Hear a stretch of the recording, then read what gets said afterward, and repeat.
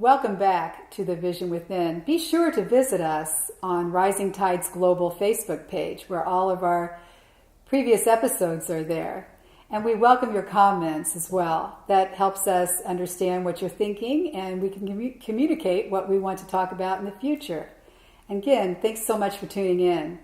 I'm Lisa. I'm Lori. I'm Loretta. And I'm Katrina. And today we're going to talk about an interesting word, subject around this word, judgment. Bum, bum, bum. Yeah, right. Kat, what does judgment mean to you? What are you thinking off the top of your head?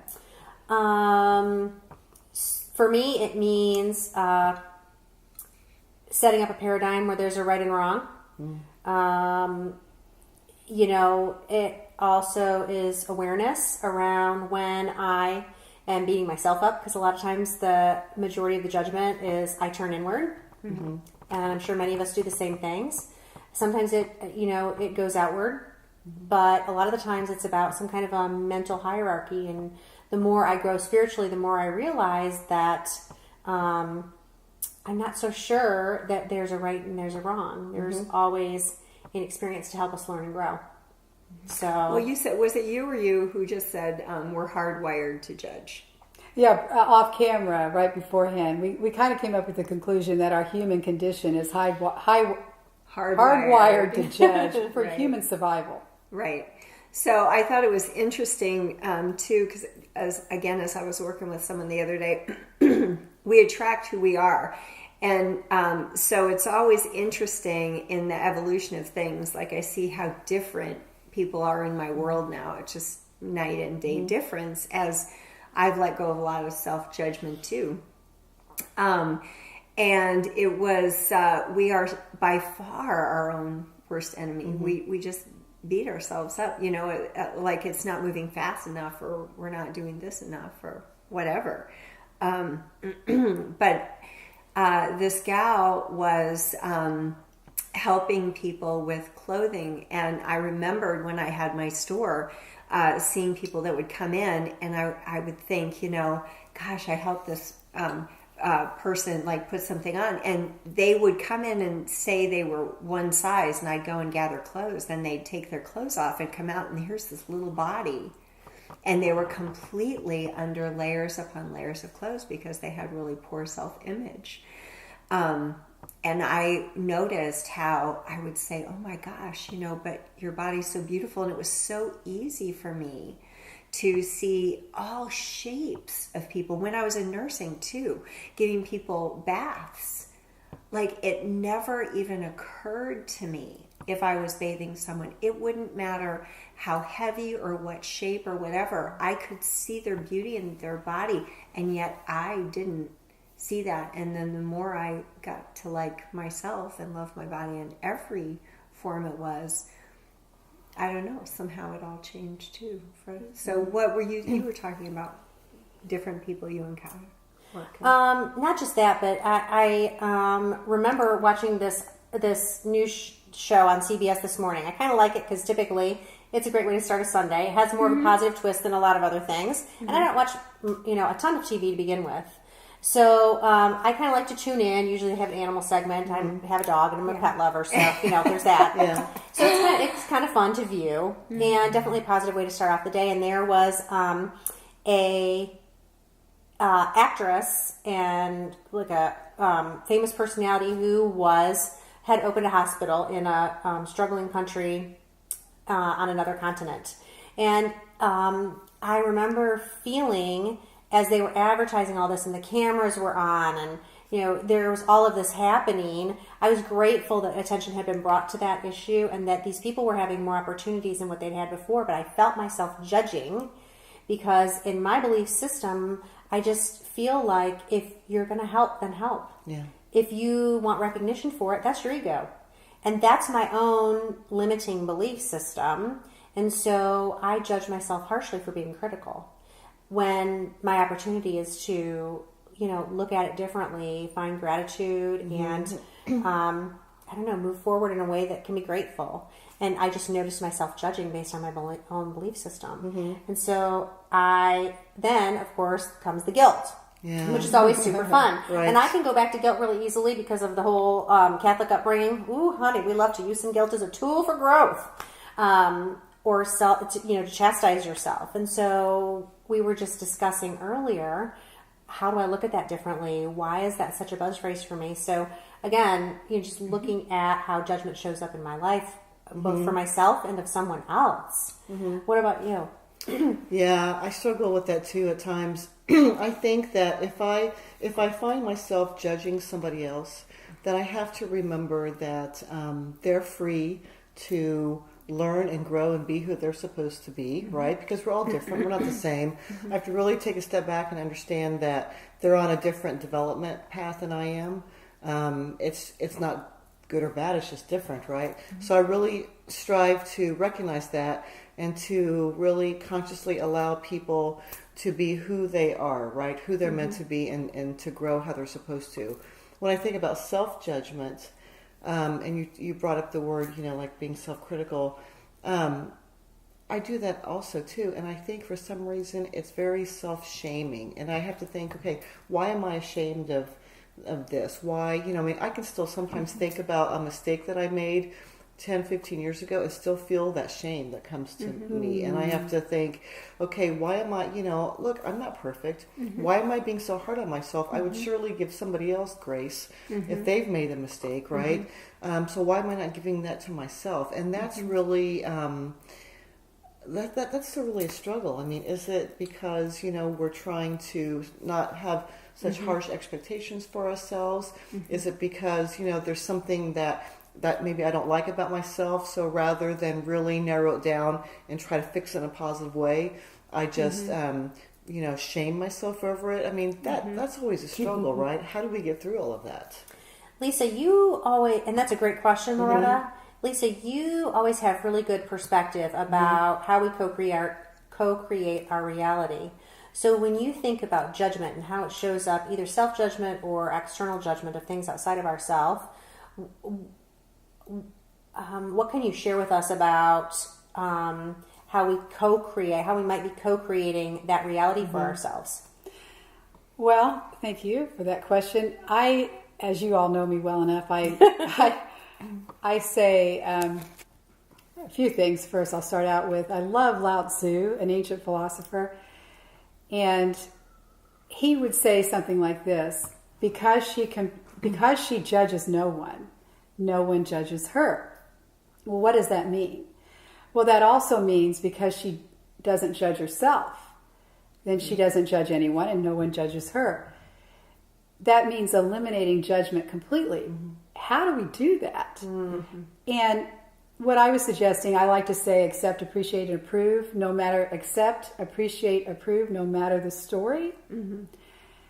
And we were talking about, I just made up, that was the 3 A's. I just made up the 3 C's, which is if you feel you're judging someone because they're criticizing you, or maybe they're judging you because they're criticizing you. So there's like a two-way street of judgment. We could shift that rather than being defensive. We could shift it within our feelings, our thoughts, our words, and our actions to the 3 C's, which I just made up before we started speaking. And it makes a ton of sense. It makes a lot of sense. And frankly, I like the way that landed much better than guilt or shaming. And what's the 3 C's? Cooperation, collaboration, and complimenting. Okay.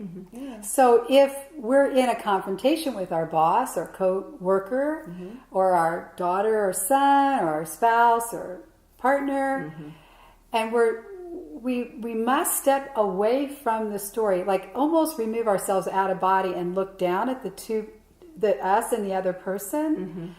And from a third party's perspective, we can appreciate our creation and we can shift it from that perspective, and we can start to feel this aspect of the 3 C's. Not only the 3 A's, accept, appreciate, and approve, but the 3 C's in that moment: complimenting, cooperation and collaboration in the heat of the moment probably means a little bit more to us than accept, appreciate, approve. It might be a little more difficult to do that. Sure. So how do we do that? So you were talking about people that might be in a challenging situation with our bosses. Yep. And the feeling that we want to defend. Maybe our boss criticizes us for some performance. Well, our human condition triggers us to defend. Well, I didn't mean that. Well, you need to understand, I did a good job. We want to defend. How can we shift that, Loretta? How can we shift that? What can I say instead of, well, you just don't understand. I worked all week last week. You just didn't appreciate. You didn't. What can I say under the compliment, collaboration, and cooperative modality? So sometimes in those kind of situations, it's all about perception. Okay. So we have to remember that somebody else's perception, we might not agree with it, but it's theirs and it's alive because it's it's their truth. So in that kind of situation, and I use this a lot at work, right? I just simply say, thank you for the feedback. Tell me ways that I can change that perception. Is basically what you say, and we're actually taught at work to say that because we have a whole huge feedback culture. So thank you for that feedback. Yeah, is thank a you for compliment. the feedback. Exactly. And how may I change that is cooperation and collaboration. Exactly. Right. Yeah. Exactly. I love that. And it's very simple, and it can also tend to diffuse a heated situation because if somebody is going at you and they're telling you all these things that are doing wrong, and you just simply, say, okay, well, thank you so much for that feedback, it just totally sets the whole tone of the situation. And I think the perception part is really good too, because what I've learned to say more and more frequently when things get a little wackadoodle in my world, okay, a lot of times I'll think or say out loud, okay, so how that lands for me, or the story, as a result of what you just said, here's the story that's going on in my head. Right. And that's super helpful. And so it takes blame out of it. Yeah. It's not necessarily, it is collaborative, it is honest, it's not complimentary. So it doesn't land quite as well as what you said. At the same time, I can feel heard and let the other person in on what's going on for me. Yes. And that way, the collaboration can continue. So I think that is a good way. That's a better way. But that's huge, though, because that's really evolved Mark and I's relationship a lot, because we realized we were speaking two different languages. And so when he would say something, as soon as I would feel it trigger something for me, I would say, okay, the way that landed was like this, and I've got this story going, and then we'd be like, oh, wow, isn't that interesting that, you'd say this and it would land this way, or you'd say, and then we would work through it, and it really helped our evolution. And I was just reading last night in one of Dr. Brian Weiss's books. It was about regression, and Freud came up with a term, and I should have jotted it down, but I'll come up with it next segment. But it's where basically there's a compulsion to be addicted to a story that hurts us. So we get caught in this loop to hurt ourselves, and until we are aware that it is a pattern. And so it's like we're pulled into it for a reason, because it's going to evolve our soul. And so where we're landing, many of us now, is that, you're aware, oh, wow, why would I go back to that to trigger shame? Right. Because now you can see the pattern and you can let it go. Where did that even start? And you can actually deep dive kind of into that and go back further. Yeah. But I thought that was interesting. Very interesting. And then another guy I landed on once, and we talked about this, how some of us process out here and some people process internally. I process out here, and this guy that I landed on, he said, and I wrote it down because it was so profound to me, I speak so I can see what I will say. I speak so that I can see what I will say. And I'm so visual. And that's why I process out here. I have to say things, and I see how it lands, And then I'm like, ooh, I didn't like the way that landed. Next time I won't say it that way, or next time I won't do it that way. But once the words are out there, they're out there, right? Exactly. And it's just part of my journey, you know, Sure. kind of living out loud.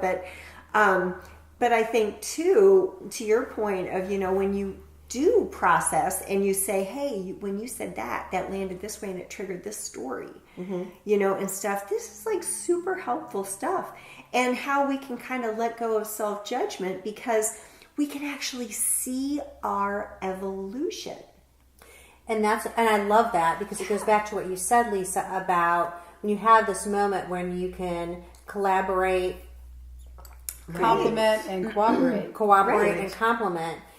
Before that can happen, we have to be aware Right. that we are creating that moment. We Yes. have to be aware that Yes, it's a that's mirror of true. our consciousness. Yeah. And Right. when we become aware of And that, take responsibility. Yeah. Yeah. and we go, oh yeah, I have stuck my foot in it this time, and I have Right. created a whole hornet's nest of super fun things for me to unravel. Yeah. Right. And then you can step aside, let go of judgment, and be part of the awareness and the evolution. Right. And it's important to understand we are not consumers of our reality. We are creators of our reality.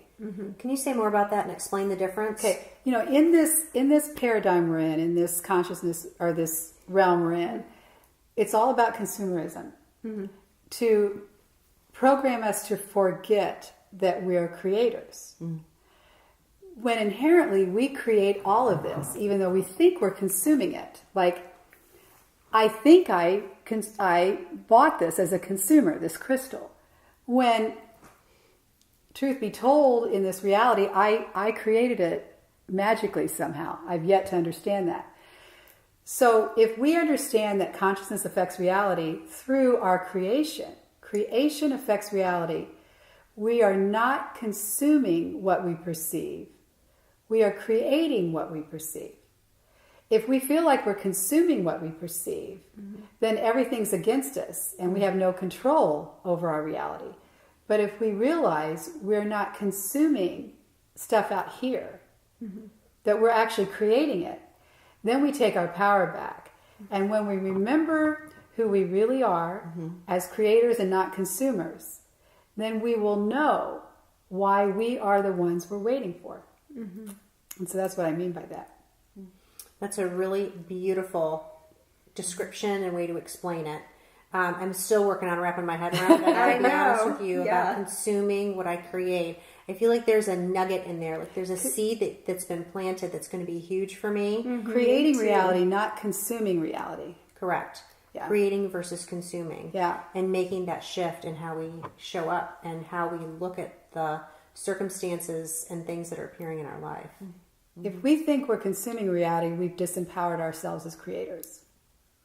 Say that one more time. If we believe, when there's the word lie and believe, if we believe we're consuming out here reality, it's already been created and we're consuming it, then we've disempowered ourselves as the creator in which we are. Yeah, that makes sense. So we're accepting what is instead of creating. We our think we're own just consuming life what's or already creating our been own- created exactly. rather than realizing that we've we are created the creators. Yeah, exactly. Yeah, that makes a lot of sense. That's a big shift. yeah.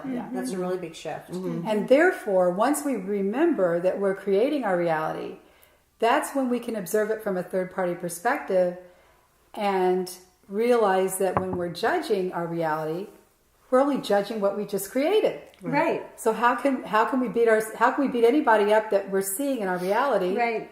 Because we created it. Right. And I think it can become kind of like funny. Yeah. Sure. Like, can it? You know? Yeah. Because I'll just be like, seriously?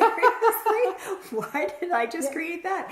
Or I think, okay, wow, there must be some way I'm feeling this way right now. Okay, well, kick that record to the curb, and I can knock. And I mean, it's so funny because I can literally feel within seconds during the day when, as soon as I become aware, and I was reading this, it was a great book called Fierce Medicine. I even love the name of it. This woman who kind of healed her life through yoga. And she had this great practice. As soon as you become aware that you are in a pattern or you've done something that you didn't like, she says, shift your position, which again, that kind of goes back to power poses and fake it till you become it, you know, all of those things, right? You shift your power and take 10 breaths.